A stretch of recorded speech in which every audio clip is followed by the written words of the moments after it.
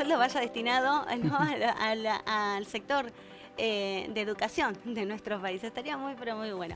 Bueno, ya la voy a presentar a ella, que está en nuestro living, Flavia Sarkis está con nosotros. Ella es coach educativo y queremos abordar un tema que es muy interesante. A mí me parece sensacional. ¿Cómo estás, Flavia? Buenas tardes. ¿Cómo estás, Vero? Buenas tardes. Gracias por venir. Gracias por invitarme, me encantó. Un placer. Bueno, ¿cómo es esto? Tuvimos 2 años complicados en materia de la educación en nuestro país, una pandemia. Primero te quiero preguntar, Flavia, ¿cómo ves la educación hoy en nuestro país? Mira, a ver, si yo te diría cómo vemos hoy la educación en la Argentina lleva años y años en un lugar bastante estable, bastante estanco, ¿no? Si querés llamarlo de algún modo. Esto quiere decir que no hay una mirada del hoy en términos de la educación en Argentina. Me parece que la educación sigue atravesando en este siglo XXI necesidades no resueltas y no necesariamente en nuestro país, en este sentido, ¿no? Con respecto a esta pospandemia o este periodo luego de la pandemia, que ahora te voy a compartir esto, no me gusta llamarlo pospandemia y ahora te voy a decir por qué, creo que bueno, que estamos en un momento como, digamos, de mucho movimiento, de mucha repensar, de mucha reflexión sobre todo este proceso. Todavía nos estamos acomodando a lo que tiene que ver la vuelta a la presencialidad. Como nos estamos acomodando no solamente en educación, se están acomodando ustedes al venir al piso, nos estamos acomodando todos los profesionales al volver a nuestra realidad. Por eso a mí me gusta hablar no de pospandemia en educación, y me gustaría hasta plantearlo en general, sino como de un tercer momento de la pandemia, ¿no? Digamos, si nos referimos a ese primer momento que tuvo que ver con el tiempo de cuarentena, el tiempo de estar ensimismados en nuestros hogares, en nuestras familias, eso que costó tanto, ¿no? En un primer momento, y que tuvo que ser, o debió ser, un gran momento de aceptación, ¿no? Digamos, o aceptábamos ese proceso o no. Sin un juicio sobre esto, quienes pudimos transitar ese periodo como una aceptación, no en términos de resignación, sino en términos de, bueno, ¿qué hago con este escenario que tengo hoy? ¿Qué hago con esta posibilidad de estar en mi casa? ¿Qué hago con esta posibilidad de estar con mi familia? ¿No? ¿Qué hago con esto que tengo acá? De estudiar de un modo más independiente, más autónomo. Bueno, hay quienes pudieron transitar esto así y hay quienes resistieron esperando volver a ese 19 que dejábamos. Sí, pero Flavia, se dio muchas cuestiones también ahí con el tema de estudiar en la casa, porque muchos no tuvieron la posibilidad. Ahí voy. Entonces, esto, digo, como que conllevó emociones difíciles a transitar antes de pensar en la educación. No pusimos la mirada en esa cuestión emocional. Digo, a los seres humanos, a los ciudadanos argentinos, vamos a centrarnos acá, nos pasaron estas cosas. Entonces, a eso le teníamos que sumar, en el caso de la escuela, intentar aprender a leer y escribir, por ejemplo, ¿no? Vamos a hablar de lo más básico, alfabetizarnos, aprender conocimientos escolares, solos, autónomamente, con docentes que no estábamos preparados para enfrentar eso. Así todo, eso, desde mi punto de vista, fue exitoso en términos de que pudimos explorar herramientas, procedimientos, ¿sí? Puntos de vista que no habíamos atravesado en términos educacionales. Y también pudimos soltar un poco el control, ¿no? La escuela tiene un formato muy verticalista, muy de que tenemos que hacer esto, muy de esto es porque, esto tengo que, ¿no? Y el docente ahí pierde la posibilidad de explorar talentos, fortalezas, elecciones. Bien. Llegamos al segundo momento de la pandemia, que sería este momento que vamos transitando desde la vuelta a la presencialidad.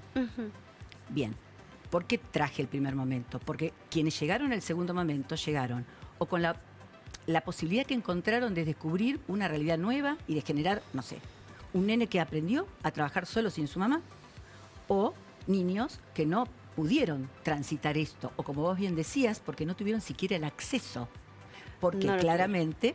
porque nosotros no estábamos preparados para una educación a través de tecnologías, a través de una plataforma. Y además que la falta de conexión, internet, incluso hasta de celulares, de computadoras para poder aprender los chicos.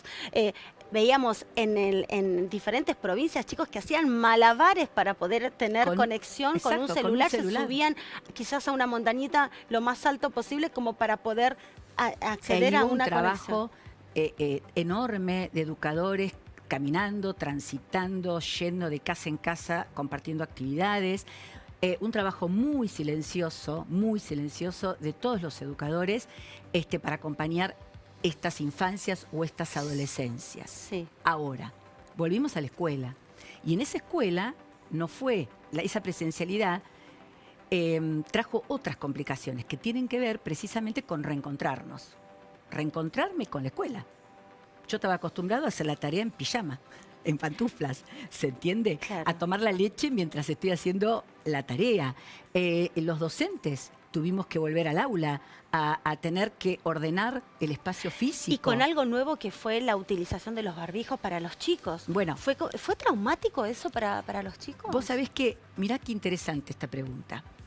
Cuando los niños pudieron soltar, hablo de la infancia, ¿no? Hablo de la escuela primaria puntualmente, que es donde yo puedo dar cuenta que lo vivencié en los últimos meses. ¿Pudieron soltar el barbijo?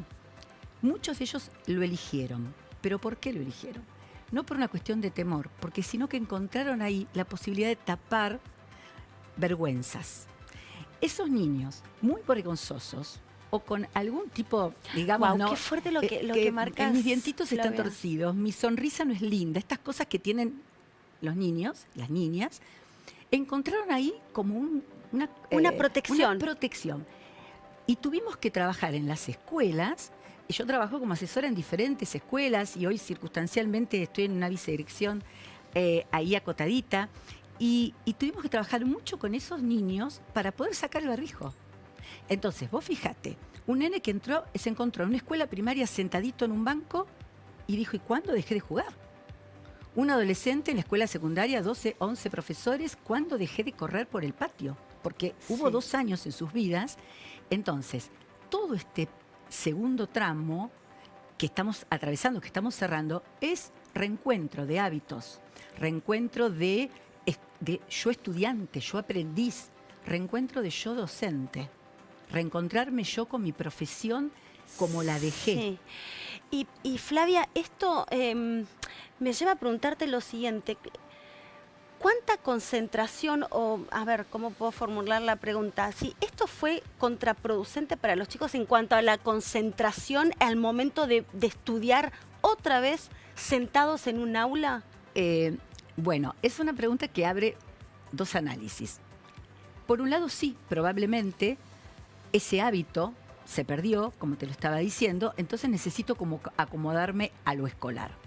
Pero a su vez, y ahí cuando hablo de que estamos por iniciar un tercer tiempo de la pandemia, que es un proceso de gran aprendizaje. ¿Por qué? Porque la escuela estaba necesitando estudiantes autónomos. La escuela estaba necesitando procesos donde el docente sea un gran facilitador de una experiencia de aprendizaje y no que te copie una consigna de trabajo y que vos copies del pizarrón una tarea escolar. La escuela necesita salir de ese escenario de tareas escolares para pasar a ser un escenario de experiencias educativas conscientes, profundas. Sí. Y ahí no necesito tanta concentración, necesito involucramiento. Bien. Ahí está la diferencia. Ahí está la diferencia. Y Flavia, ¿los padres lograron con los chicos poder enseñarles, estar pendientes? ¿Se logró eso? ¿Se ve un lado positivo en la familia educativa, no porque vamos a llamarlo así, Sí. familia educativa para luego asistir después al colegio? Y para los maestros también, porque los docentes tuvieron que ejercer su profesión en sus casas.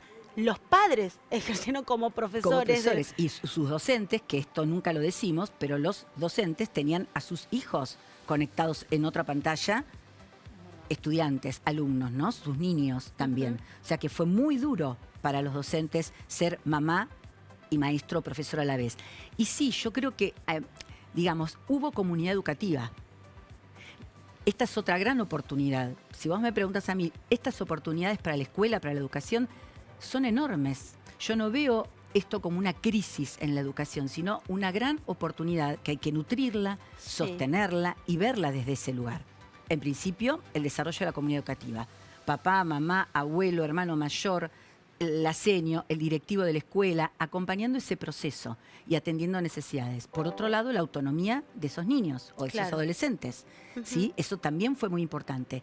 La tercera gran oportunidad, lo positivo, los docentes por fuera del control, teniendo que tomar decisiones, siendo resilientes, siendo creativos, sacando sus potenciales, ¿sí? Tomando decisiones. Claro. Esto fue muy positivo. Flavia, antes de preguntarte cuáles son los proyectos y las perspectivas para el próximo año 2023, los chicos que no tuvieron acceso, que no pudieron estudiar, ¿cuánto tiempo les costó o les cuesta, para recuperar eso, ¿no? Los chicos que no tuvieron la posibilidad. Bueno, en ese sentido es donde digo que tenemos que ingresar en una etapa de aprendizaje, los educadores, de cómo abordar los aprendizajes en este siglo XXI más allá de la pandemia. ¿Qué te quiero decir con esto?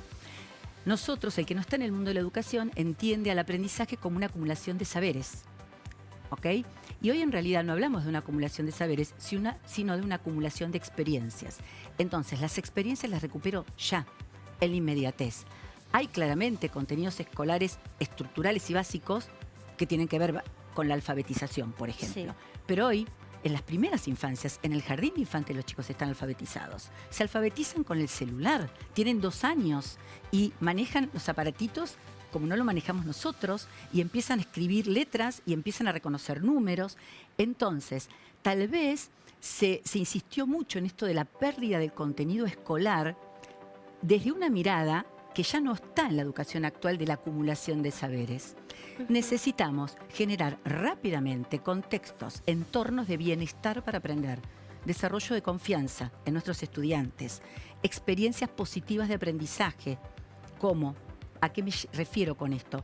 Una experiencia donde yo me di cuenta qué aprendí y cómo hice para aprenderlo. Claro, porque todo eso genera confianza también, claramente. Confianza en sí mismo y en lo que uno... Entonces, digamos, yo siempre digo, si yo hago una tarea escolar, cumplo una consigna, no tengo un espacio para mí, para darme cuenta, para comparar, para reflexionar, para hablar con un compañerito, una compañerita sobre qué es lo que está ocurriendo allí, de generar un aprendizaje colaborativo, de compartir con mi profesor o con mi señorita o con mi docente qué es lo que estamos aprendiendo juntos. Sí. Esto es lo que tiene que pasar y eso acelera rápidamente el proceso. Perfecto. No tenemos que pensar que el chico que no pudo acompañar todo un año lectivo quede con un desfasaje tan grande en lo escolar, porque tendríamos que poner sobre debate los educadores cuáles son los aprendizajes reales que necesita la escuela. Flavia, teniendo en cuenta todo esto, ¿cuáles son las proyecciones para el 2023 a nivel educativo?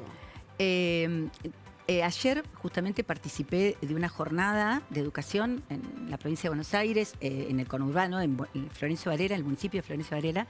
Yo soy de zona sur. Sí. Y ahí los educadores que nos concentramos pusimos ese congreso de educadores, tiempos de reencuentros y de miradas positivas, ¿no? Y nos fuimos un poco reflexionando sobre esta idea, que es un poco la que te traté por ahí de relatar, ¿no? Necesitamos pararnos ante la idea de la gran oportunidad que tenemos de desestructurar aquello que la educación necesitaba desestructurar, necesitaba desaprender, necesitaba desandar. La pandemia nos trajo esa oportunidad. Cometeríamos un grave error si volvemos a la escuela, que un poco lo hicimos este año, pero no nos vamos a culpar porque no teníamos herramientas de decir, bueno, volvimos a la escuela, bueno, todo igual, el acto escolar igual, tomamos las asistencias de la misma manera, trabajamos la clase de la Revolución de Mayo de la misma manera, ¿no? Tuvimos rápido, bueno, volvimos a la escuela. No, nos faltó un stop, nos faltó, a ver... prepararse. Del mismo modo, de la misma manera, con los mismos modos de acceder al conocimiento, claro, con los mismos modos de pensar los aprendizajes. Esto es lo que ahora tenemos que hacer. Ya estamos todos en la escuela, ya volvimos a la escuela, pero necesitamos pensar la escuela desde un lugar diferente. y ahí todos se van a incluir de mejor manera. Un aula inclusiva, que no me estoy haciendo referencia a aquel niño o aquella niña con una capacidad diferente, con una necesidad de inclusión particular, donde todos y todas somos diferentes, aprendemos de modo diferente, Total. facilitamos aprendizaje de modo diferentes. Ese aula. Totalmente. Clarísimo y muy interesante. Gracias. Flavia Sarkis, ella es coach educativo. Fue un placer haberte tenido y Gracias. charlar con vos. Muchas gracias. Gracias, Gracias, Belu. Flavia. Gracias. Bueno, ¿con qué seguimos?